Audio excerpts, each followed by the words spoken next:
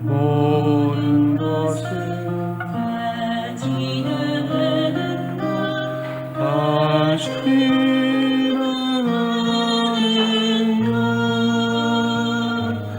오 하느님은 불변하시니 인내함이 다 이기느니라. 하느님을 소유한 사람은 모든 것을 소유한 것이니 하느님만으로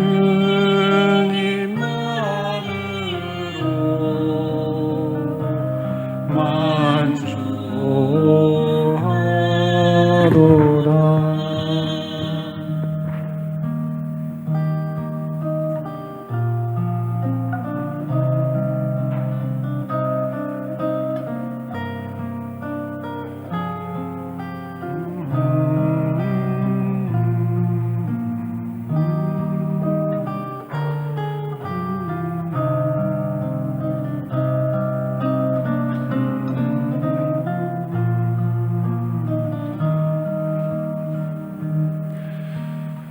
모든 것은 다 지나가는 것, 다 지나가는 것. 오 하느님은 불변하시니 인내함이 다 이기느니라. 하느님을 소유한 사람은 모든 것을 소유한 것이니 하느님만으로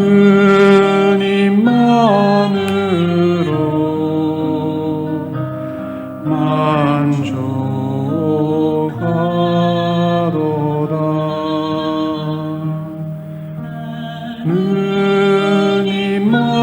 하느님만으로 만족하도다.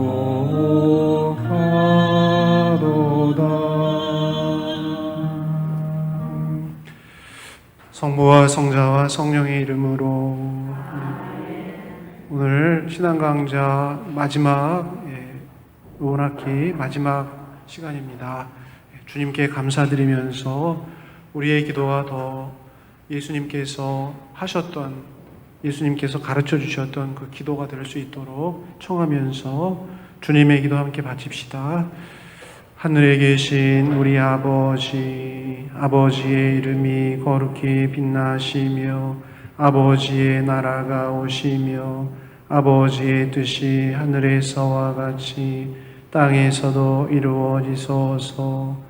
오늘 저희에게 일용할 양식을 주시고 저희에게 잘못한 일을 저희가 용서하오니 저희 죄를 용서하시고 저희를 유혹에 빠지지 않게 하시고 악에서 구하소서. 아멘. 성부와 성자와 성령의 이름으로. 10월부터 이렇게 했는데 벌써 8번째 마지막 시간입니다. 그래도 꾸준히 하니까 계속 매주 하니까 벌써 마지막 시간이 되네요. 그래서 가톨릭 교회 교리서를 이렇게 접해볼 수 있는 그런 시간을 이렇게 가지셨다라는 것만으로도 굉장히 그 의미 있는 그런 시간이 됐을 거라고 생각이 됩니다. 그죠?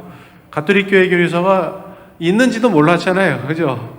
근데 참으로 이렇게 중요한 것이고, 우리가 성경 못지않게 우리가 읽고 공부하고 신앙의 어떤 성숙을 위해서 노력해야 된다라는 걸 이렇게, 그거 아는 것만 해도 이렇게 훌륭하신 것 같아요.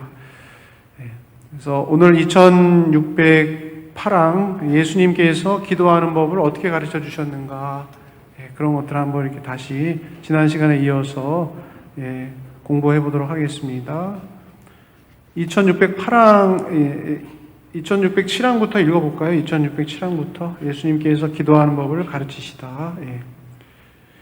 예수님께서 2607항이요. 예수님께서 기도하는 법을 가르치시다. 스승으로서 우리에게 기도를 이렇게 해야 하여라 라고 가르쳐 주신 부분에 대해서 이렇게 이야기하고 있는 부분이죠.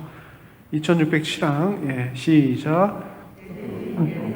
기도하실 때 그분께서는 우리에게 벌써 기도를 가르치신다. 기도하실 때 예수님께서 기도하시면서 보고 배워라 하면서 기도하실 때 벌써 우리는 예수님의 기도를 배우는 것이죠. 예수님께서 가르쳐 주시는 거죠. 기도하시면서. 이어서요. 시작. 아버지 하느님께 드리는 예수님의 기도는 바로 우리의 기도가 하느님께 다다르는 길이다. 그러나 복음서는 기도에 대한 예수님의 분명한 가르침을 우리에게 전해준다. 스승이신 예수님께서는 우리가 처해 있는 곳에서 그대로 우리를 받아들이시어 점차적으로 우리를 성부께 인도해 가신다. 그분은 스승이신데 가르쳐 주시는 분이신데 자신의 삶을 통해서도 가르쳐 주시고 말씀을 통해 가지고 이렇게 하는 거야, 이렇게 하자, 이렇게 친절하게 우리에게 가르쳐 주시는 친절한 스승님이시다. 그래서 어떤 점차적으로 우리를 너의 지금 상황이 이렇구나. 그러니까 요 한 단계만 더 올라가서 해보자. 이렇게 이끌어 간다는 것이죠. 좋은 교육자.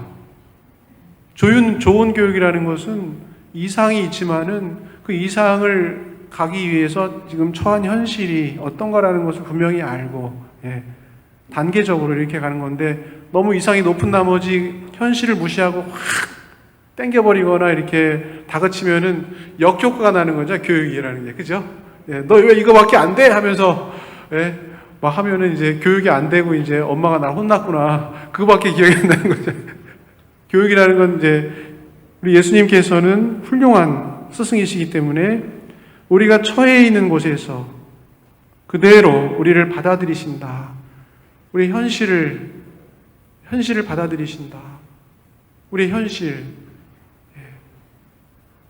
죄에 눌려있는 현실, 탐진치, 칠죄종 속에 하지만 정말 그걸 벗어나서 정말 하느님 나라로 가고 싶은 우리의 열망 또 보시면서 우리의 빛나는 어떤 그 마음 안에 죄로 물들어 있는 부분이지만은 그 더 깊은 심연에는 하느님께 가고자 하는 어떤 깨끗한 주님께서 주셨던 우리의 그 영혼, 갈망 그런 것들 보시면서 우리를 이끌어 가신다라는 것이죠.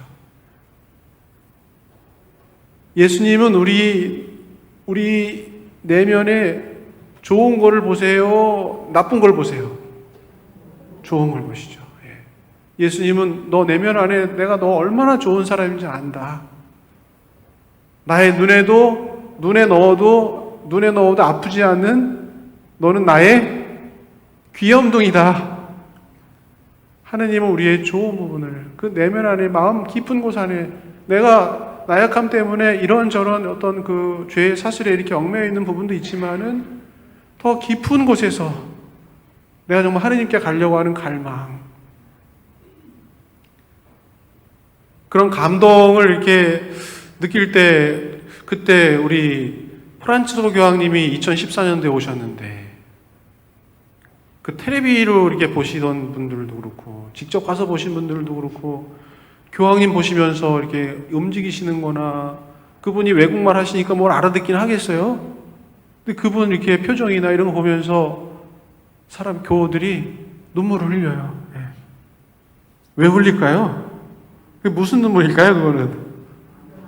예수님 보고 싶은데, 예수님 정말 난 보고 싶은데, 교황님께서 그 예수님의 얼굴을, 모습을 조금 우리에게 보여주시니까 너무 이렇게 감동의 코드가 이렇게 통하는 게 아닌가. 그런 어떤 스승님, 점차적으로 우리를 성부께 인도해 가시는 예수님. 고맙습니다, 예수님. 우리를 너무 이렇게 다그치지 않으시고 너 못한다라고 혼내지 않으시고 우리 현실을 이렇게 충분히 바라보시면서 우리를 이끌어 가시니 너무나 감사드립니다. 예수님께서는 시작. 예수님께서는 당신을 따라오는 군중을 뒤돌아보시며 그들이 구약의 계약을 통하여 이미 기도에 대해서 알고 있던 것에서 출발하여 다가올 하늘나라의 새로움에 마음을 열게 하신다. 그 다음에 그 새로움이 어떤 것인지를 비유로 알려주신다. 끝으로 당신 교회에서 기도의 교사들이 되어야 할 제자들에게는 아버지와 성령에 대해 끊임없이 말씀해 주신다. 2608항. 이제 예수님은 기도에 대해서 말씀하시면서 회개, 믿음, 실천, 깨어있음, 그 부분에 대해서 강조하셨다라는 것을 쭉 이어서 이야기하고 있어요. 2608항. 예수님께서는 시작. 예수님께서는 산상설교에서 마음의 회개를 강조하셨다. 산상설교는 마태복음 5장부터 7장에 나와 있는 설교예요. 예수님이 어디서 하셔가지고 산상설교예요? 예수님이 어디 위에서 설교하셔갖고 산상설교예요? 산에서 산상설교. 네. 마태복음 몇 장부터 몇 장까지 나온다고요? 몇 장부터 몇 장까지? 5장부터 7장까지. 산상설교의 첫 번째 말씀 뭐예요? 산에서 첫 번째로 군중을 바라보시면서 5장 1절이 무슨 말씀이에요? 마음이 가난한 사람 행복하다. 하늘나라 그들의 것이다. 마음이 슬퍼하는 사람 행복하다. 그들은 웃게 될 것이다. 산상설교의 첫 번째 말씀 진복 8단의 말씀부터 시작하잖아요. 5장부터 7장에 예수님 그 가르침의 핵심들이 꽉 모여 있어요. 그 산상설교에서 예수님께서 마음의 회개를 강조하셨다는 것이죠. 그 다음에 산상설교에 나와 있는 말씀들이에요. 그 다음에 후에 나오는 말씀들이 제단에 예물을 바치기 전에 형제와 화해하여라. 제단에 예물을 바치기 전에 너와 싸운 형제, 원망하는 형제 있으면은 그 형제와 마음으로부터 화해할 수 있도록 해야 한다. 원수를 사랑하고 박해하는 이들을 위해서 기도하여라. 다 산상설교의 말씀들이에요. 골방에서 아버지께 기도하여라. 많은 말을 되풀이하지 마라. 기도할 때 마음속으로부터 용서하여라. 마음을 깨끗이 하여 하늘나라를 구하여라. 산상설교에서 이렇게 말씀하셨다. 이 같은 회개는 온전히 하느님 아버지께 향하는 것이며 또 자녀다운 것이다. 회개라는 것은 방향을 전환하는 것이다. 하느님을 기억하는 것이다. 내 방향이 이 세상의 이 세상으로 이렇게 향하고 있었다면은, 물론 이 세상 안에서도 하느님께서 내재하고 계시지만은, 이 세상이라고 할 때는 하느님과 반대되는 어떤 그런 그 방향을 이야기하는 것이죠. 돌아온 탕자가 다 탕진한 다음에 돼지우리에서 주엽나무 열매로라도 배를 채우려고 했는데 채우지 못하고 그러다가 그때 정신이 번뜩 들어가지고 아버지의 집은 먹을 것이 많은데 내가 여기서 굶어 죽게 되었구나. 그때 작은 아들은 일어나서 발길을 돌려 아버지께 향하였다. 그게 뭐 한 거라고요? 회개한 것이다. 그게 회개다. 회개는 마음의 돌이킴입니다. 여러분들 마음이 너 어디 있느냐? 너 어디 있느냐? 이게 물어보시잖아요. 태초 때. 그 말씀 자체가 어떻게 보면 회개하여라. 이 말씀하고 너 어디 있느냐? 이 말씀하고 같은 말씀으로 들리세요? 다른 말씀으로 들리세요? 같은 말인 거죠. 너 어디 있느냐? 아담아, 너 어디 있느냐? 회개하여라. 하느님 나라가 가까웠다. 회개라는 것은 방향을 전환하는 것이죠. 방향을 전환해서 하느님, 저 당신께 나아가겠습니다. 뉘우치는 것이고 참여하는 것이라고 할 수 있습니다. 세상에 이 집착 속에 매여 있었는데, 이 굴레 속에 있었는데, 주님, 당신께 방향을 돌리겠습니다. 그게 회개인 것이죠. 하느님 앞에 죄인일 수밖에 없는 우리 인간의 비참함을 깨닫고 하느님께 발길을 돌려. 회개는 우리 삶의 종착지가 하느님이심을 기억하고 우리 삶의 방향을 전환하는 것, 그것이 회개다.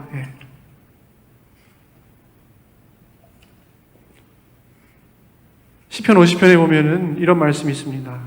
하느님, 저의 제사는 통회의 정신. 하느님께서는 어떤 마음을 낮추하니 보십니까?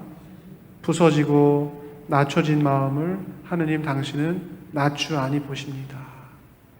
낮추하니 보십니다. 내 부서지고 낮추인 마음을 당신께서 무시하거나 낮게 보시는 게 아니고 높이 보신다는 것이죠. 하느님께서 기뻐하시는 것은 통회하는 마음. 통회하는 마음이라는 것은 하느님께 다시 돌아가려고 하는 마음, 뉘우치는 마음, 겸손한 마음. 하느님, 저의 제사는 통회의 정신. 하느님께서는 부서지고 낮추인 마음을 낮추하니 보시나이다. 이렇게 회개하고 돌아온 죄인 한 사람 때문에 하늘나라에서는 너무너무 기뻐한다. 돌아온 되찾은 양의 비유, 동전의 비유, 돌아온 탕자의 비유를 통해서 그렇게 돌아온 회개한 한 사람 때문에 하늘나라는 너무너무나 행복하고 기뻐한다. 그래서 우리가 하느님께 드릴 수 있는 큰 선물, 가장 큰 선물은 통회하는 마음. 하느님 앞에 낮추인 마음, 부서진 마음, 제 마음 하느님 앞에 다 부서졌습니다.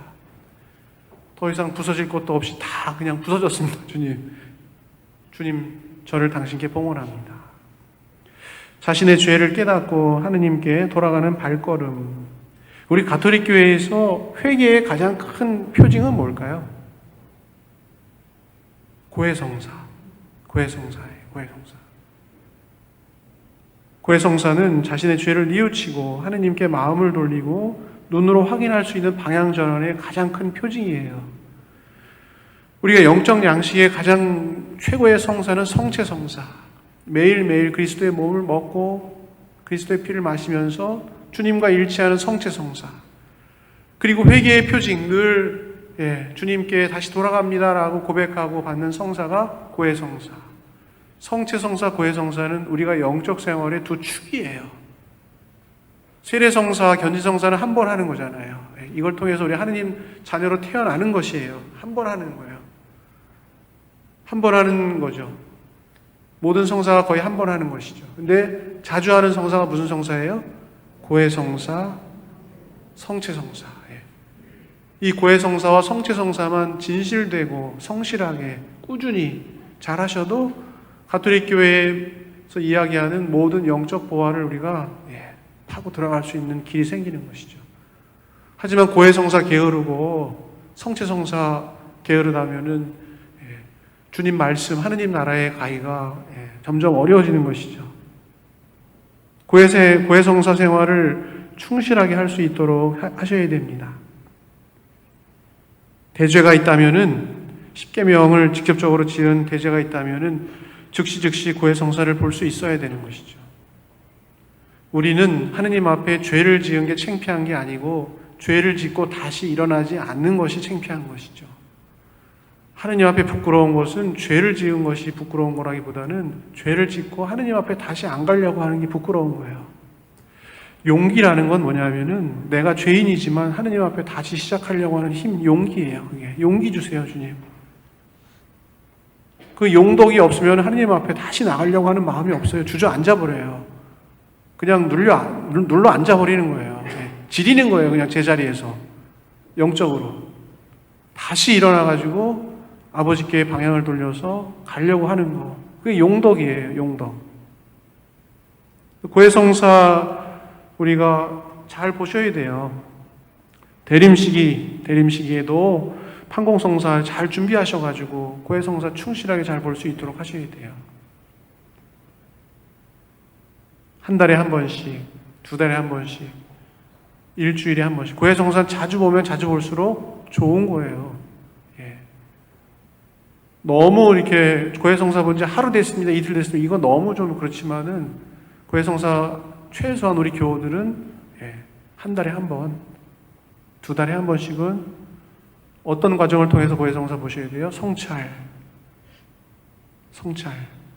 통회, 정계, 고백, 보속. 이 과정을 통해서 고해성사 준비하셔야 돼요. 어르신들이 많으니까 집에 가서 자녀분들한테 고해성사에 대해서 가르쳐 주세요.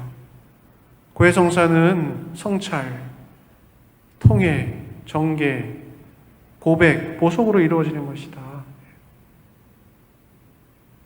고해성사 잘 하는 사람인지 아닌지 금세 표가 나요. 고해성사 열심히 하는 사람들은 부드러워요. 친절해요. 자신을 성찰할 수 있는 사람, 자기 자신의 죄를 고백할 수 있는 사람은 그 자체로 겸손해요. 고해성사에서 멀어져 있는 사람들은 금세 티가 나요. 가톨릭 교회에서도. 거칠어요. 눈이 멀어 있어요. 친절하지 않아요. 그건 벌써 딱 이렇게 그 사람의 어떤 모습을 보면은 정말 고해성사 속에서 자신의 어떤 신앙생활을 진정으로, 내적으로, 영적으로 해 나가는가, 아니면 그냥 거칠애로 하는가. 이거는 고해성사 안에서 우리가 보여질 수 있는 그런 거예요. 회개한 영혼은 거기서부터 기도가 시작된다라고 예수님이 말씀하시는 거예요. 회개에 대한 가르침이. 회개하지 않는데 기도할 수가 없는 거죠. 그죠? 그리고 회개는 어쩌다 한번 이루어지는 게 아니에요. 하느님께 방향을 전환하는 것은 내가 늘 매일 매 순간 하느님으로부터 방향을 다른 곳으로 틀기 때문에 의식할 때마다 하느님께 방향을 전환하는 거예요. 그러니까 방향 전환을 계속한다는 것은 회개는 매일 아침마다 매 순간마다 회개하는 것이다. 2609항으로 넘어가 봅시다. 2609항. 이처럼, 시작.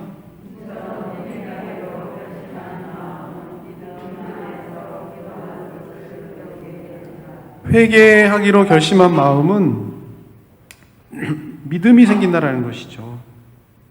믿음 안에서 기도하는 것을 배우게 된다는 거예요. 첫 번째 관문은 회개인 것이죠. 그러니까 회개.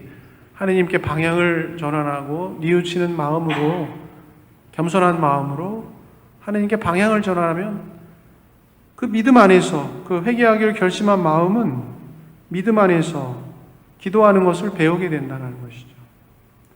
믿음은 우리가 느끼고 이해하는 것을 초월하여 자녀로서 하느님과 일치하는 것이다. 믿음은 내가 이해하는 만큼만 믿는 것이 아니죠. 내 머리로 이해하는 만큼 이 정도만 믿을 거야 라고 하면 신앙이 아니죠. 그 이상을 느끼고 이해하는 것을 초월해서 자녀로서 하느님 아버지께서 나에게 좋은 것을 줄 아는 마음으로 믿는 것이죠. 아우스틴 성인께서 그런 말씀하셨죠. 나는 이해하기 위해서 믿고 믿기 위해서 이해한다. 신앙과 이성, 믿음과 이성의 어떤 조화로운 말씀을 하신 거예요.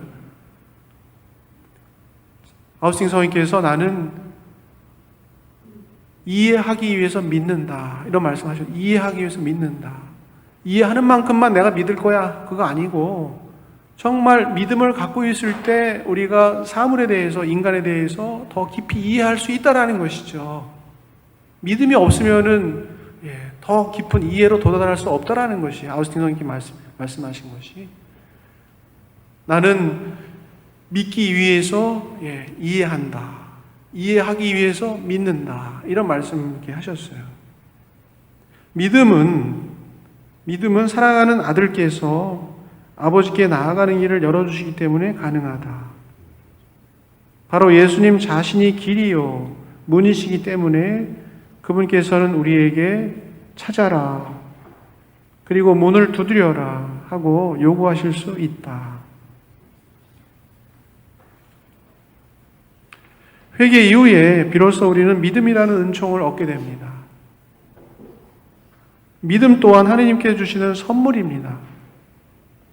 주님께서 은총의 선물 주시지 않으면은 우리는 신앙을, 믿음을 가질 수가 없습니다. 우리가 믿음을 갖고 지금 가톨릭 교회 안에서 함께 신앙을 고백한다는 것 자체가 하느님께서 우리에게 주신 큰 선물입니다. 믿음은 성령께서 우리에게 주신 큰 선물입니다. 믿을 수 있다라는 것. 베드로 사도께서 이렇게 말씀하셨어요. 예수님께서 살아계신 하느님의 아들 그리스도이십니다. 고백할 때 예수님께서는 그에게 베드로야, 너에게 내가 그리스도라는 것을 알려주신 분은 너의 살과 피가 아니고 하늘에 계신 내 아버지이시다. 너가 믿음을 갖게 된 것은 너의 살과 피가 아니고 너의 인간적인 능력이 아니고 하늘에 계신 아버지께서 너가 나를 믿게끔 한 은총을 주신 것이다. 이런 말씀하신 거예요. 살과 피가 아니라 하늘에 계신 내 아버지이시다. 신앙은 하느님의 선물이고 하느님께서 불어넣어 주신 초자연적인 덕이에요. 이와 같이 믿음이 있으려면 하느님의 도움의 은총이 선행되어야 하고 성령의 내적인 도움이 필요합니다. 성령께서 우리의 마음을 움직이시고 하느님께로 회개시키시고 마음의 눈을 열어주시고 진리에 동의하고 믿는 데에서 오는 즐거움을 모든 이에게 베푸신다. 이게 가톨릭 교회 교리서 믿음에 대한 가르침이에요. 거기는 없지만은 더 그 1편에 있는 믿음에 대한 가르침. 믿음은 또 향주 삼덕의 첫 번째예요. 향주 삼덕. 향주 삼덕이라는 것은 하느님을 향하게끔 하는 덕이라는 것이죠. 하느님을 향하게끔 하는 하느님께서 우리에게 주시는 덕 세 가지. 향주, 향주, 삼덕. 예. 믿음, 희망, 사랑. 신망, 예. 신덕, 망덕, 애덕. 예. 믿음, 희망, 사랑. 상주삼덕. 그 향주삼덕의 첫 번째는 믿음이에요. 하느님을 믿게 하고 하느님께서 우리에게 말씀하시고 계시하신 것을 믿게 하고 거룩한 교회가 가톨릭 교회가 우리에게 공적으로 가르치는 가르침들을 믿게 하는 그런 덕이죠. 헨리 나웨인 신부님이라는 분은 이제 이런 얘기 하셨어요. 기도한다는 것은 하느님 앞에 손을 편다는 것이다. 어떤 의미에서 여러 가지로 우리는 하느님 앞에 손을 꽉 쥐고 있어요. 꽉 뭔가 나를 살려줄 것 같은 어떤 그런 모든 것들을 내적으로 이렇게 꽉 쥐고 있어요. 그것이 뭐 자존심이건 상처건 재물이건 인간관계건 뭐 학벌이건 재벌 뭐 여러 가지 것들을 꽉 쥐고 하느님 앞에 펴지 못하고 있는 부분이 있죠. 저번에 얘기했죠. 제가 어떤 정신병에서 할아버지가 꽉 쥐고 있는데 막 펴보니까 뭐가 나왔더라고요. 500원짜리 하나 이렇게 그거 쥐고 그냥 이렇게 계셨다는 거죠. 어떤 거라든지 내가 쥐고 있는 게 뭔가 하느님 성령께서 우리에게 빛을 주시면은 내가 하느님 아니고 하느님 앞에 자유롭지 못한 어떤 내가 꽉 이렇게 놓지 못하고 있는 그 힘, 쥐고 있는 그 힘, 그거를 보게끔 해주시는 은총도 있죠.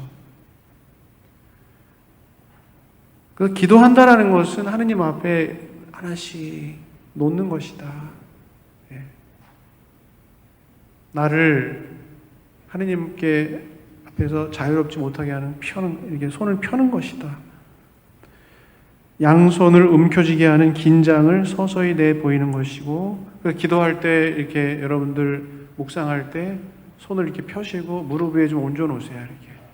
이렇게 얹어 놓으시고 이렇게 무릎 위에 나를 하느님 다 이렇게 당신께 드립니다. 그런 기도의 자세.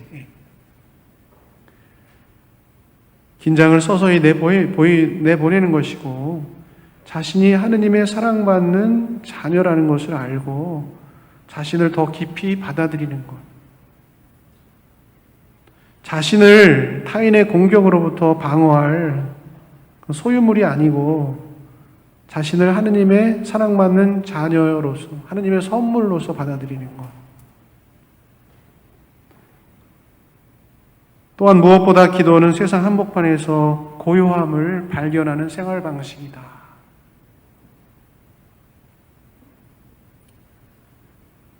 고요함 속에 이렇게 머무는 거. 고요함 속에 머무는 거. 이게 연습 필요하죠. 예. 얼마나 고요함을 자꾸 금방 깨고, 여러 가지 이제 시끄러운 그 소음 속에 살아가려고 하는 관성도 많죠. 예. 하지만 기도한다는 것은 고요함 속에 이렇게 머무는 거. 복잡한 시끄러운 세상 속에서 고요함을 발견하는 거. KBS에서 그 세상 끝에선가 그 까르트쇼 수사님들 방영한 거 보셨어요? 예. 다큐멘터리가 쭉 있는데 말을 별로 안 하시잖아요, 거의. 예. 그 고요함 속에서 깊이 하느님과 일치하는 시간을 갖는 거. 성체조배 좀 자주 하시라는 것도 예. 호흡 조절하면서 내 호흡에 집중하고 호흡 바라보게 하면서 이렇게 머물라고 하는 것도 고요함 속에 계신 하느님을 이렇게 만나는 어떤 시간을 갖는다는 것이죠. 거기서 우리는 하느님의 약속에 손을 펴고 자신과 이웃과 세상을 위한 희망을 발견한다. 기도할 때 우리는 세밀한 음성과 부드러운 미풍 속에서만 아니라 요란한 세상 한복판에서도 이웃의 아픔과 기쁨 속에서도 그리고 자신의 마음의 고독 속에서도 하느님을 만나게 된다.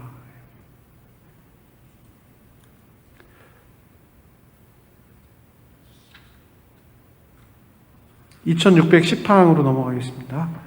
예수님께서는 한번 읽어봅시다. 예수님께서는 시작 기도하시고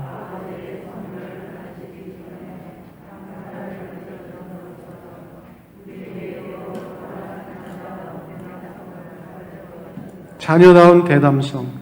예수님께서는 기도하시고 아버지의 선물을 받으시기 전에 감사를 드리셨던 것처럼 우리에게도 그러한 자녀다운 대담성을 가르쳐 주신다.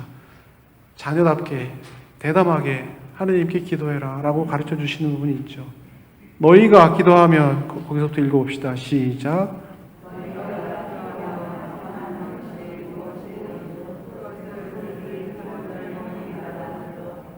그러면 너희에게 그대로 이루어질 것이다.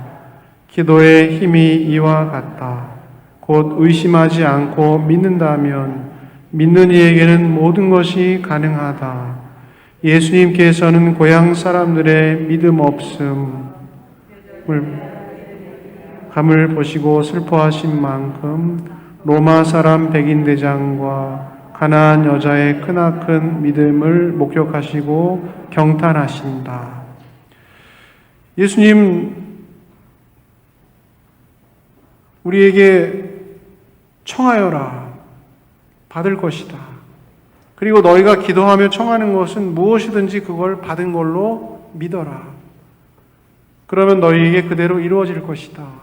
자녀다운 대담성으로 아버지 알아서 다 해주십시오. 아버지 당신께서 좋은 거 줄 줄 압니다 하면서 전폭적으로 자녀다운 대담성이라는 것은 아버지 언제나 제 말씀을 들어주신다는 것을 저는 알고 있습니다.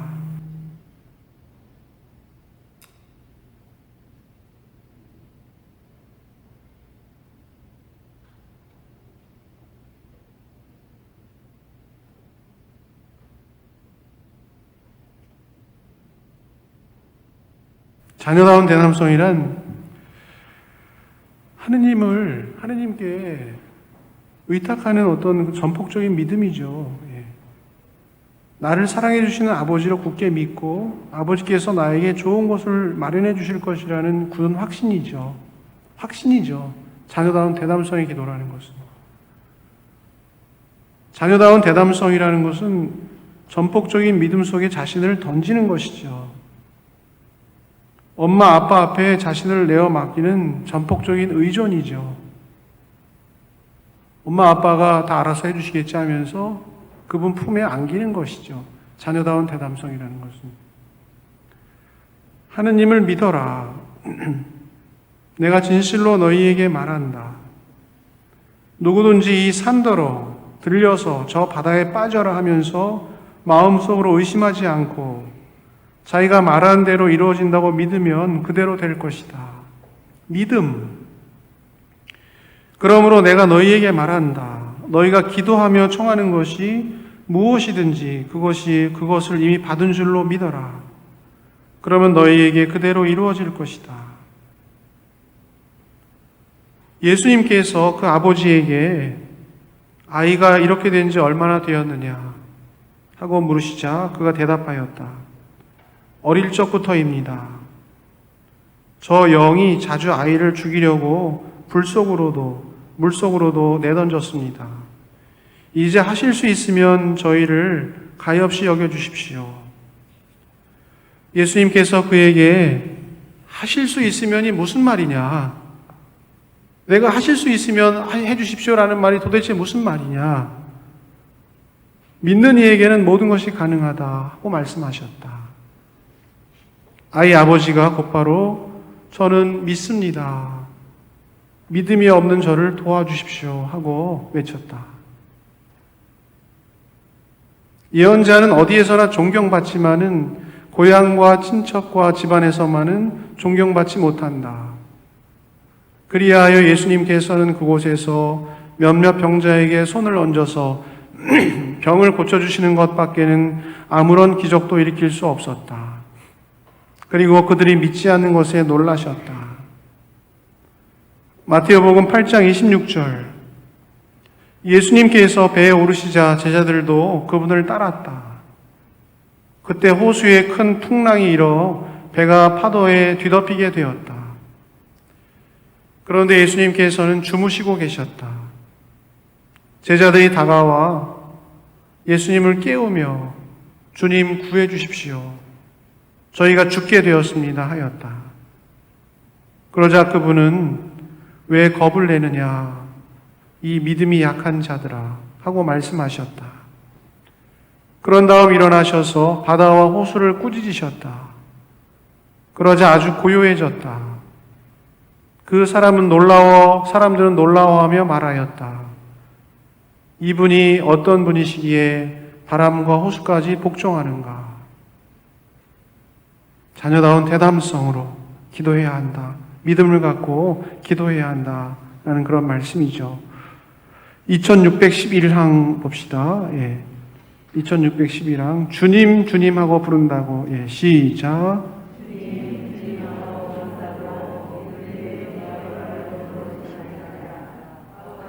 뜻을 실천할 마음을 가져야 되는 것이다. 예수님께서는 기도할 때 하느님의 계획에 협력하려는 마음을 지니라고 제자들에게 촉구하신다. 나에게 주님 주님 한다고 모두 하늘나라에 들어가는 것이 아니다. 하늘에 계신 내 아버지의 뜻을 실행하는 일하여 들어간다. 하느님의 계획에 협력하려는 마음으로 기도해야 한다. 수확할 것은 많은데 일꾼이 적다.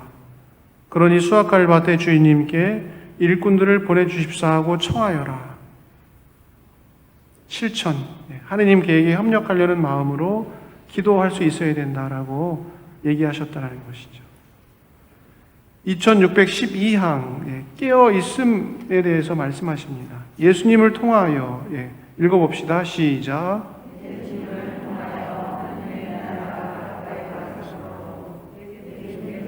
회개하고 믿음을 가질 것과 깨어있을 것을 호소하신다. 제자는 기도 중에 비천하게 사람이 되신 주님의 첫 번째 오심을 기억하고 영광스럽게 다시 오실 주님의 재림을 희망하면서 언제나 계시며 오시는 주님을 깨어 기다린다. 스승과 일치하여 바치는 제자들의 기도는 하나의 싸움이다. 깨더 기도함으로써 유혹에 빠지지 않게 되는 것이다. 루카복음 21장, 요즘 나오는 말씀이죠. 너희는 스스로 조심하여 방탕과 만취와 일상의 근심으로 너희 마음이 물러지는 일이 없게 하여라. 그리고 그날이 너희를 덫처럼 갑자기 덮치지 않게 하여라. 그날은 온 땅 위에 사는 모든 사람에게 들이닥칠 것이다. 너희는 앞으로 일어날 이 모든 일에서 벗어나 사람의 아들 앞에서 설 수 있는 힘을 지니도록 늘 깨어 기도하여라. 겟세마니에서 이렇게 말씀하셨죠. 그곳에 이르러 예수님께서 제자들에게 유혹에 빠지지 않도록 기도하여라 하고 말씀하셨다. 루카복음 22장 46절 예수님께서 그들에게 이르셨다. 왜 자고 있느냐? 유혹에 빠지지 않도록 일어나 기도하여라. 깨어있음에 대한 단상의 어떤 그 글을 좀 읽어드리겠습니다. 깨어있는 게 무엇인가? 예수의 유시찬 보나벤투라라는 신부님의 글입니다. 긴장함이 아니라 깨어있음. 깨어있는다라는 것은 긴장하는 것과는 다르다. 긴장하는 것과 깨어있는 것은 어떻게 다른 것인가? 예수님께서 우리에게 깨어있어라 라고 말씀하셨을 때 긴장하고 있어라 라고 말씀하신 건가? 깨어있으면 뭔가? 이런 글을 쓰셨어요. 때론 그냥 좀 쉬고 싶다. 모든 것을 놓고 쉬고 싶다는 생각이 들 때가 있다. 그래서 몸도 마음도 놓고 쉰다. 그렇게 쉰 다음 몸도 마음도 다시 추슬러 생기는 일상으로 돌아갈 때도 있지만 적잖게 그런 일상으로 돌아가지 못하고 마음의 갈등을 겪는 경우가 있다. 좀 더 쉬고 싶은 마음과 살아있는 일상을 살아내야 한다는 의무 사이의 긴장과 갈등 때문이다. 그렇게 몸도 마음도 놓고 좀 쉬는 것이 과연 필요하고 좋은 것일까? 대개는 그렇다고들 하겠지만은 내 생각엔 아닌 것 같다. 그런 식으로 몸도 마음도 놓는 것이 제대로 쉬는 것이 아니며 그렇게 쉰 다음에 살아있고 활기찬 일상으로 돌아가는 것이 어려워지기 때문이다. 그렇다고 늘 팽팽한 긴장의 줄을 놓지 말고 있으란 이야기는 아니다. 그랬다간 언젠가 정신줄이 끊어지고 말 테니까. 늘 긴장하고 있는 것은 정신병으로 가는 지름길이죠. 아니면 적어도 늘어났다 줄었다 하는 삶의 활기를 불어넣는 생동감 있는 탄력을 잃어버리고 말 테니까. 정신의 어떤 탄력, 너무 긴장의 끈을 매 이렇게 땡기고 있으면은 탄력이 없어진다는 것이죠. 신경에 대해서도 제가 요새 좀 보고 있는데 굉장히 중요합니다. 교감신경과 부교감신경이 굉장히 이렇게 조화롭게 잘 이렇게 사람이 있어야지 굉장히 좀 건강한 어떤 삶을 살아갈 수 있는데 교감신경만 더 증진된다든지 부교감신경만 더 증진되면은 사람이 굉장히 신경정신적인 어떤 병으로 이렇게 가게 되는 그거에 대해서 아마 또 궁금하시면 한번 찾아보세요. 여기서 참으로 요청되는 것은 긴장하는 것이 아니라 깨어있는 것이다. 단어 자체에서도 드러나듯이 긴장은 하는 것이지 있는 것이 아니다. 긴장은 하는 것, 깨어있음은 있는 것. 즉 행위다. 이에 반해 깨어있음은 있는 것이지 하는 것이 아니다. 즉 상태다. 긴장은 하는 것, 행위. 깨어있는 것은 상태. 행위는 소유애로 이끌려가고 상태는 존재로 이끌려간다. 소유는 손 안에 넣고 고착되는 반면 존재는 흐른다. 깨어있음과 긴장하는 것은 크게 다르다라는 것을 묵상한 글을 쓰신 거죠. 긴장하면서 목표를 설정하고 열심히 달려 과실을 손 안에 넣는 것이 우리 삶의 모습이어서는 안 된다. 그저 단순히 깨어있는 가운데 주위의 모든 것을 있는 그대로 받아들이면서 그것들이 절로 그리고 잘 흘러가도록 내버려두고 바라보는 삶이 중요하다. 오늘 강론에서도 그랬죠. 내버려두는 것, 그 사람에 대해서 놔두는 것, 굉장히 큰 사랑의 표현이다. 긴장하지 않고 그렇게 깨어 있을 때 비로소 몸도 마음도 지침이 없을 것이다. 혹 지친다 하더라도 그저 잠시 눈 붙이고 나면 가뿐해질 것이고 잠시 음악이라도 듣고 나면 개운해질 것이다. 그러는 가운데 살아가는 에너지는 더 활기차게 샘솟을 것이다. 긴장에는 비록 그 열망이 거룩한 것이라 할지라도 사적인 욕심이 틈타 들어갈 가능성이 너무 많다. 긴장하지 말고 깨어 있어야 한다. 긴장에는 비록 그 열망이 거룩한 것이라 할지라도 사적인 욕심이 틈타 들어갈 가능성이 너무 많다. 그래서 오히려 그 열망을 달성하기가 어려워진다. 인위적인 조작 가능성이 높고 전체를 바라보지 못하고 부분에만 함몰한 채 지혜가 없어지는 것이죠. 예, 지혜. 예. 아까도 강론 시간에 그 수사님도 말씀하셨지만은 지식은 많아지는데 지혜가 없는, 전체를 바라볼 수 있는 안목이 없는 것이죠. 긴장한다라는 것은 그렇다라는 것이죠. 전체를 바라보지 못하고 부분에만 함몰한 채 상황을 판단하고 목표를 설정하기 쉽다. 근시안적이라는 것이죠. 예.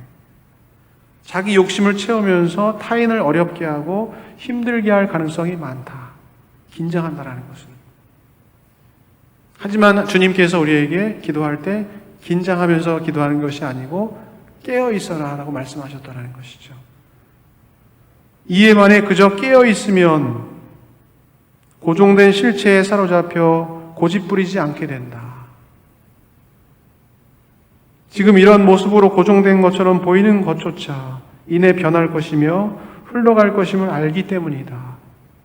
모든 것은 다 지나가는 것, 다 지나가는 것. 오, 하느님은 불변하시니 인내함이 이기느니라. 하느님을 소유한 사람은 모든 것을 소유한 것이니 하느님만으로 만족하도다. 깨어있음의 어떤 그런 길인 것이죠. 긴장하는 것과는 차원이 다른 것이죠. 깨어있는 것은 하나에 얽매여 사로잡히지 않다 보니 매 순간의 변화에 능동적이고 적극적이고 긍정적으로 대처하게 된다. 모든 것을 따로 떼내어 독립적이고 개별적으로 알아듣지 않고 전체가 하나로 연결된 가운데 서로가 서로에게 의지하며 영향을 주고 받는 가운데 하나의 크고 아름다운 흐름을 형성하고 있는 것을 보며 좋아하게 된다. 그러면서 이렇게 말씀하신 마지막으로 참으로 정신을 놓을 일이 아니다. 깨어 있어야 한다. 긴장하지 말고. 유시찬 보나벤투라라는 신부님이 이제 예수의 영신수련 이제 굉장히 그 지도해 주시는 훌륭한 신부님이신데 이런 그 깨어 있음과 긴장하는 거에 대한 어떤 단상을 이렇게 쓰셨어요. 깨어 기도해야 된다라는 어떤 그런 말씀 안에서 라틴어 격언 3가지가 있죠. 깨어 살아가는 라틴어 격언 3가지, 4가지. 까르페 디엠, 까르페 디엠. 까르페 디엠이라는 뜻이 무슨 뜻일까요? 강론 시간에 한번 제가 말씀드린 적이 있어요. 까르페 디엠, 지금 살아라. 지금 이 순간을 살아라. 까르페 디엠. 라틴어 격언이죠. 지금 이 순간을 살아라. 어디 가지 말아라. 너의 마음이. 하느님은 지금 여기 이 순간에 계신다. 가장 소중한 순간은 지금이다. 지금 이 순간이다. 하느님은 지금 이 순간 이 자리에 계신다. 가장 소중한 장소는 어떤 장소일까요? 지금 내가 머물고 있는 장소. 가장 소중한 사람은 누굴까요? 지금 내 옆에 있는 사람. 하느님은 과거에 있었던 분도 아니고 미래에 있을 분도 아니시고 물론 하느님은 과거, 현재, 미래 모든 곳에 계시지만은 현존하시는 지금 하느님은 지금 이 자리에 나와 함께 계시는 분. 하느님은 영원한 현재이시다. 하느님은 살아계신 하느님이시다. 살아계신 사람들의 하느님이시다. 가장 소중한 금 3가지가 있대죠. 가장 소중한 금. 보석 중에 보석 무슨 금? 황금. 입맛 당기게 하는 무슨 금? 소금. 그 다음에 가장 소중한 금? 지금. 황금, 소금, 지금. 가장 소중한 금 세 가지래요. 지금, 까르페 디엠, 지금 이 순간을 살아라. 예. 두 번째 라틴어 경어는 메멘토 모리, 메멘토 모리, 죽음을 기억하라. 죽음을 너의 코앞에 두고 살아라. 예. 죽음이라는 주제는 사실 대중성이 없어요. 죽음이라는 주제가 대중들에게 어떤 주제가 될 수 있는 것이 아니에요. 대중들에게는 끊임없이 웰빙과 어떤 힐링과 이런 것들을 끊임없이 해야지 대중성이 있고 돈이 상업성이 있는 거잖아요. 죽음에 대해서 이야기할 때는 대중성도 없고 죽음도 상업성 떨어지게 되죠. 죽음에 대한 주제에 대해서 쉽게 접근하기가 싫지요. 누구나 다 죽지만은 죽음의 어떤 그런 장례 절차조차도 그냥 장례 업체에 맡겨가지고 그 죽음이라는 어떤 그런 묵상 없이 그냥 업체들한테 돈 주고 맡기는 그런 상업적으로 된 부분이 많이 있지만은 죽음이라는 주제는 늘 우리가 그리스도교 신자로서 묵상하고 달고 다녀야 되는 주제인 것이죠. 왜냐? 죽음의 공포 속에서 놀려서 지내라는 게 아니고 내 삶이 유한하고 하느님 앞에 다시 돌아가야 될 존재라는 것을 되새겨야 된다는 것이죠. 죽음을 기억한다는 것은 회개를 가능하게 하는 일일 수도 있어요. 아, 내가 언젠가 하느님 앞에 돌아가야 될 존재이구나. 그래서 그거는 메멘토 모리는 깨어있음의 라틴어 격언이에요. 메멘토 모리. 메멘토 모리. 세 번째는 아모레 파티. 운명을 사랑하는 것. 내 운명을, 하느님께 주신 운명을 사랑하는 것, 만족하는 것, 불만스럽게 내 운명에 대해서 투정을 부리는 것이 아니고 주님께서 주신 내 운명을 사랑하는 것, 적극적으로 껴안는 것. 그 다음에 네 번째 라틴어 경우는 혹 꽃게 트란시빗, 혹 꽃게 트란시빗. 모든 것은 다 지나간다. 모든 것은 다 지나간다. 모든 것은 다 지나가는 것. 다 지나가는 것. 하느님은 불변하시니 인내함이 다 이기느니라. 깨어 살아가는 라틴어 경언 네 가지. 까르페 디엠, 메멘토 모리, 아모레 파티, 혹 꽃게 트란시빗. 잘 기억하면서 우리가 기도할 때 깨어있는 기도를 할 수 있도록 하면 좋겠습니다. 2614망의 루카 성인은 기도에 대한 매우 중요한 세 가지 비유를 우리에게 전해준다. 첫 번째 비유는 벗의 청을 들어주는 사람의 비유. 두 번째 비유는 과부와 재판관의 비유. 세 번째 비유는 바리사이와 세리의 예화이죠. 첫 번째 비유를 통해서 간절히 기도해야 한다. 두 번째 비유를 통해서 지치지 말고 늘 기도해야 한다. 낙심하지 말고 지치지 말고 기도해야 한다. 세 번째 비유를 통해서 겸손한 마음으로 기도해야 한다라는 것을 루카복음에 보면은 기도에 대한 중요한 세 가지 비유를 예수님께서 가르쳐 주시고 있죠. 2614항과 2615항 이렇게 쭉 읽어보시면 되겠고요. 이제 강의를 마무리하면서 진도를 많이 못 나갔지만은 이 가톨릭 교회 교리서 4편의 제 일부의 내용들이 쭉 넘겨보세요. 쭉 넘겨보시면서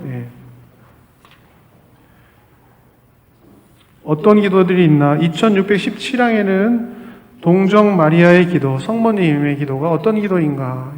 예수님의 기도와 비슷한 그런 기도였다라는 것을 이야기하고 있어요. 동정 마리아의 기도. 그 다음에 제3절 교회 시대의 기도 쭉 있고요. 겨울 동안에 천천히 좀 한번 이렇게 읽어보시면 좋을 것 같아요. 그 다음에 2650항 기도의 전통.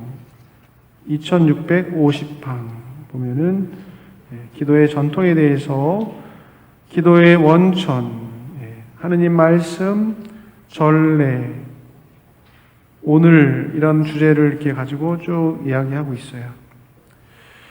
제2절 기도의 길, 성부께 드리는 기도, 예수님께 드리는 기도, 오소서 성령님께 드리는 기도 쭉 넘기시다 보면은 2676항 보면은 성모님께서 성모님에 대한 얘기를 또 하고 있고 성모성에 대한 그 가르침들이 있어요. 2676항부터 성모성이 어떤 기도인가라는 것을 쭉 가르치고 있어요. 성모성은 그 가브리엘 천사가 성모님께 드렸던 인사와 또 엘리사벳이 성모님께 마리아에게 드렸던 인사, 그것이 합쳐진 것이 성모성인데, 그렇기 때문에 성모성은 그 자체가 인사. 그래서 우리도 성모성을 기도할 때 성모님께 인사하는 마음으로 기도하면 좋겠구나, 그런 얘기들이 있어요. 가브리엘 천사가 성모님께 인사한 거고 엘리사벳이 성모님께 인사한 거예요. 그게 두 개 합쳐진 게 성모성이에요. 은총이 가득하신 마리아님 기뻐하소서. 주님께서 함께 계시니 여인 중에 복되시며 태중의 아들 예수님 또한 복되십니다. 인사한 것이다. 그 다음에 천주의 성모 마리아님, 그는 어떤 뜻인가 이런 게 쭉 나와 있어요. 그것도 한번 읽어보시고, 그 다음에 제 3장 기도생활 2697항에 보면은 2697항 한번 펴보세요. 기도생활에 대해서 기도에 대해서 우리 가톨릭 교회의 가르침들을 더 구체적으로 이야기하고 있어요. 2697항 한번 읽어볼까요? 기도는 시작.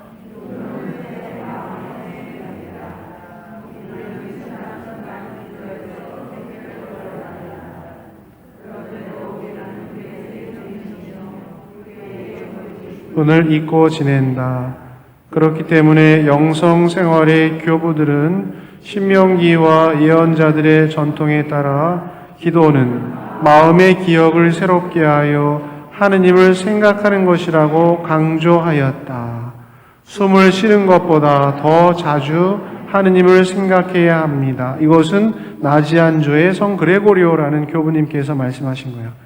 그러나 거기서부터 읽어봅시다. 시작. 그러나 일정 시간에 의식적으로 기도하지 않으면 어느 때에나 기도할 수 없다.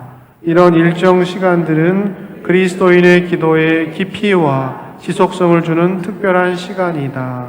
2698항 교회의 전통은 지속적인 기도를 함양시켜주는 주기적인 기도를 신자들에게 권한다. 어떤 기도들은 날마다 바치는데 곧 아침 기도와 저녁 기도, 식사 전후의 기도, 성무일도가 그러하다. 그리고 주일에는 성찬예를 중심으로 무엇보다도 기도로서 거룩하게 지낸다. 또한 전래 주년과 그에 따르는 대축일들은 그리스도인의 기도 생활의 근본이 되는 주기이다. 2699항 주님께서는 친히 바라시는 길과 방식을 통해 각 사람을 인도하신다. 신자들은 저마다 마음속으로 내리는 결정과 자신이 바치는 기도의 독특한 표현으로서 주님께 응답한다. 그런데 그리스도교 전통은 기도 생활의 중요한 세 가지 표현 방식, 곧 소리기도, 묵상기도, 그리고 관상기도를 인정해 왔다. 이 기도들의 기본적인 공통점은 마음을 가다듬는 것이다. 이렇게 하느님 말씀을 간직하고 하느님의 현존 앞에 머물고자 하는 노력에 따라 이 세 가지 기도 형태는 기도 생활을 깊이 있게 해준다. 그러면서 기도 형태에 대해서, 기도 형태가 가톨릭 교회에서 가르치는 기도 형태 세 가지로 가르치고 있죠. 무슨 기도 맨 처음에? 소리기도. 소리기도는 다른 말로는 염경기도, 다른 말로는 구송기도, 말로 중얼중얼 연불 외우는 거. 연불 외우는 게 소리기도예요. 소리기도. 은총이 가득하신 마리아님 중얼중얼 성부와 성자와 성령의 이름으로. 여러분들 소리기도 열심히 하시잖아요. 그죠? 레이지오 하실 때 이렇게 옆에 방 지나가면은 정말 은총이 가득하신 마리아니 그 떠나갈 듯이 군사들이 기도하는 것처럼 소리 기도를 열심히 바치잖아요. 소리 기도. 소리 기도가 우리 가톨릭 교회에서 가르치는 기도의 기초. 소리 기도. 모든 기도는 소리 기부터 하는 거죠. 예. 그래서 그 밑에 소리 기도에 대한 가르침들이 쭉 있어요. 예. 한번 읽어보세요. 2700항, 2702항, 2702항. 근데 이 소리 기도를 이렇게 가르치면서 좀 마음에 와닿는 거는 소리 내서 해야 된다는 거예요. 마음속으로 하지 말고 묵주의 기도 혼자 할 때도 은총이 가득하신 소리 내서 예. 저도 이제 성모일도 이렇게 미사 끝나고 바치는데 웬만하면 소리 내서 하려고 혼자 있을 때도 예. 소리 내서 할 때 소리 기도 예. 하느님께 봉헌하는 거니까. 근데 소리 기도 다음에 무슨 기도를 이제 가르치고 있어요? 묵상 기도. 묵상 기도는 뭔 기도냐? 예. 2705항 보세요. 묵상은 예, 거기 있죠. 묵상은 무엇보다도 하나의 뭐다? 탐색이다. 예. 그분의 뜻이 무엇인지 곰곰이 되새기는 것이다. 탐색하는 것이야. 묵상은 마음이 가난한 사람은 행복하다. 하늘나라가 그들의 것이다. 탐색하는 거. 탐색. 무슨 뜻인가? 묵상 기도에 대해서도 쭉 나와 있으니까 하나, 둘, 셋, 넷, 예, 4개 항에 따라 해서 쭉 있으니까 천천히 읽어보시면서 예, 한번 이렇게 묵상기도에 대해서 공부를 해보세요. 묵상기도 다음에는 무슨 기도죠? 관상기도예요. 예, 관상기도는 하느님을 바라보는 것이에요. 관상. 관이라는 건 뭐예요? 볼 관인데 하느님을 바라보긴 바라보는데 어떻게 바라봐요? 깊게 바라보는 거예요. 하느님 눈빛하고 이렇게 나의 눈빛하고 서로 사랑하는 연인이 눈빛을 마주하는 것처럼 관상기도는 하느님 눈빛을 바라보면서 하느님 얼굴을 바라보는 거예요. 관상기도. 근데 소리기도나 묵상기도나 이런 모든 기도들은 결국은 다 관상기도로 가려고 하는 과정이에요. 소리기도도 묵상기도도 하느님 더 깊이 일치하고 하느님 바라보려고 하는 과정인 거예요. 관상기도가 어떤 기도인가라는 걸 알아야지. 근데 관상기도는 뭐 여러 가지 설명이 있지만은 하느님 바라보는 거예요. 지금은 거울에 가려서 희미하게 보이지만 고린도전서 13장 지금은 너울에 가려져 가지고 거울을 비추듯이 희미하게 보이지만은 그때에 가서는 얼굴과 얼굴을 마주보고 바라볼 것입니다. 지복직관. 하느님을 있는 그대로 바라보는. 그래서 2709항에 보면은 관상기도란 무엇인가? 한번 읽어봅시다. 관상기도란 무엇인가? 시작. 데레사 성녀는 이렇게 답한다. 하는 관상기도란 제 생각에 우리를 사랑하시는 그 하느님과 자주 단둘이 지냄으로써 친밀한 우정의 관계를 맺는 것입니다. 데드레 성녀, 아빌라의 데드레 아무것도 너를 이거 지은 성녀께서 말씀하신 거예요. 관상기도에 대해서. 그 다음에 관상기도는 내 영혼이 사랑하는 이를 찾는 것이다. 예수님을 찾고 또 예수님 안에서 하느님 아버지를 찾는 것이다. 왜냐하면 그분에 대한 소망이 언제나 사랑의 첫 단추이기 때문이다. 관상기도는 관상기도는 사랑하는 것이죠. 깊이 사랑하는 것이죠. 2710항, 2712항. 관상기도에 대한 설명이 훨씬 더 많아요, 보면은요. 그죠? 하나, 둘, 셋, 넷, 다섯, 여섯, 일곱, 여덟, 아홉, 열하나. 열하나에 대해서 이렇게 나중에 시간 될 때 제가 이렇게 보면서 저도 관상기도가 뭔지 잘 알겠습니까, 제가. 예. 소리기도, 묵상기도 하겠지만은 깊이 성인, 성녀들이 했던 걸 우리가 어떻게 범인들이 깊이 따라갈 수 있겠습니까? 그냥 가톨릭 교회에서 가르쳐 주는 그런 거 보면서 알아가려고 노력하는 것이에요. 예. 저나 여러분이나 그렇게 크게 다르지 않아요. 그러니까 여러분들도 좀 읽어보면서 하느님 깊이 일치하는 관상기도가 어떤 기도인가라는 것들 겨울 동안에 좀 공부하는 그런 시간을 가지시면 좋을 것 같아요. 그렇게 해서 그 다음에 넘기시면 기도의 싸움, 우리를 기도 못하게끔 하는 힘이 무엇들이 있는가, 예. 기도에 대한 반대가 무엇인가, 그걸 우리가 극복하려면 어떻게 해야 되는가, 그런 것들이 쭉 나와 있어요. 그렇게 해야지 이제 1부가 끝나고 그 다음에 2부 주님의 기도에 대해서 이렇게 설명하고 있는 거예요. 그래서 요번 학기 8번의 강좌 우리 교우분들 어르신들 가톨릭 교회에서 어려운데 같이 이렇게 듣느라고 수고하셨고 겨울 동안에 더 기도하면서 하느님하고 깊이 일치하고 우리 겨울 동안에 어떤 마음으로 살면 좋겠어요? 예수님 마음으로. 예수님 마음으로, 정말 예수님 마음으로 이렇게 겨울 동안에 잘 살고 또 내년 봄에 강좌할 수 있는 기회가 되면은 또 우리 교우들하고 같이 하면 좋겠습니다. 10월달, 11월달 2달 동안 고생하셨습니다. 박수 한번 칩시다. 영광이 성부와 성자와 성령께 처음과 같이 이제와 항상 영원히 아멘. 성부와 성자와 성령의 이름으로 아멘. 수고하셨어요.